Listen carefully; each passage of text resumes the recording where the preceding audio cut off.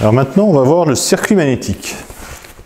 Donc, je vous ai dit dans l'introduction que il existait une grandeur en physique qui s'appelait le champ magnétique. C'est une grandeur vectorielle d'ailleurs. Donc, c'est quelque chose d'invisible. Notre corps n'est pas capable de le sentir, hein, du moins, enfin, sauf si vraiment il est très très puissant, mais sinon on ne le perçoit pas. Donc c'est invisible, hein, c'est inodore, c'est voilà, c'est quelque chose.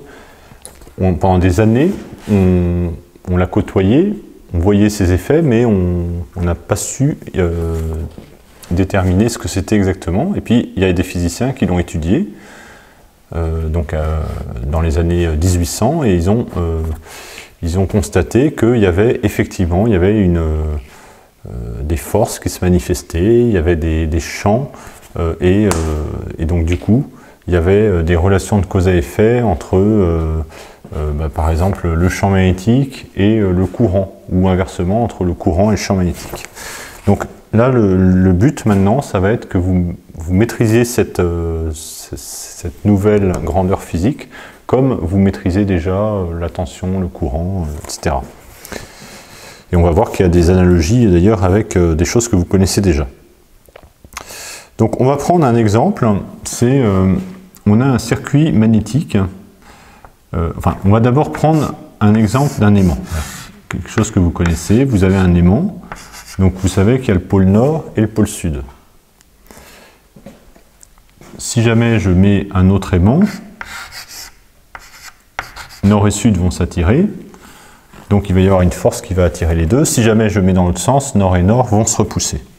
Si jamais je mets un métal, un objet métallique, eh bien, cet objet, si jamais il est ferromagnétique, hein, s'il contient du fer, du cobalt, enfin, certains atomes particuliers, à ce moment-là, on dira qu'il est ferromagnétique et il va avoir il va se manifester quelque chose lorsqu'il y a un champ magnétique, parce que le champ magnétique il provient de l'aimant, il va se manifester quelque chose dans l'objet et en fait chaque atome va agir un peu comme un mini-aimant et donc du coup il va se polariser, il va prendre une polarité, donc un sud d'un côté, un nord de l'autre, donc il va devenir lui-même un aimant, bon, pas très puissant, mais donc du coup il va être attiré par l'aimant. Donc c'est pour ça qu'avec un aimant on peut attirer d'autres aimants ou les repousser, ou alors on peut attirer un objet métallique. Alors maintenant, faisons le lien entre l'aimant et le champ magnétique. Si jamais je plaçais une boussole, par exemple à ce niveau-là, eh bien, la boussole se mettrait naturellement, s'orienterait selon l'axe nord-sud, donc on aurait le sud d'un côté et le nord de l'autre. Et si jamais la boussole, je la mets ici, eh bien j'aurai un sud de ce côté-là et un nord de ce côté-là. Et mettons que je le mette à des milliers d'endroits, eh bien je vais m'apercevoir d'une certaine orientation qui va suivre, qui va avoir cette forme-là. Et en fait, ça revient comme ça. En fait, c'est comme si à chaque fois on partait du nord et on allait vers le sud. Donc une fois que j'ai tracé ces lignes qui s'appellent les lignes de champ, avec un sens, si jamais je me place là, par exemple, eh bien je sais que si jamais je mets un aimant ici, l'aimant, il va s'orienter de cette façon-là, avec le sud de ce côté-là et le nord de ce côté-là. D'ailleurs, la Terre, c'est au niveau de ses pôles magnétiques, présente un pôle nord et un pôle sud, et du coup, avec la boussole, sur la Terre, à la surface de la Terre, hein, donc mettons que la Terre elle soit comme ça.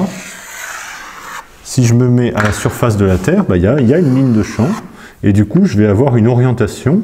Donc si je suis ici, je vais avoir une boussole qui va m'indiquer donc le nord magnétique. Alors qu'est-ce qu'indique le nord ici avec la boussole? En fait c'est le contraire, il indique le sud magnétique. Sud magnétique qui correspond en fait au nord géographique. En fait, il y a une inversion entre le nord géographique et le nord magnétique. C'est-à-dire qu'on a la Terre, on a le nord magnétique, enfin le sud magnétique, qui correspond au nord géographique. Donc, et inversement, là, le nord magnétique qui correspond au sud géographique. Donc quand vous dites je me balade dans le pôle Nord, vous entendez parler du pôle Nord, hein, et bien en fait, au niveau magnétique, c'est le sud magnétique qui va être présent.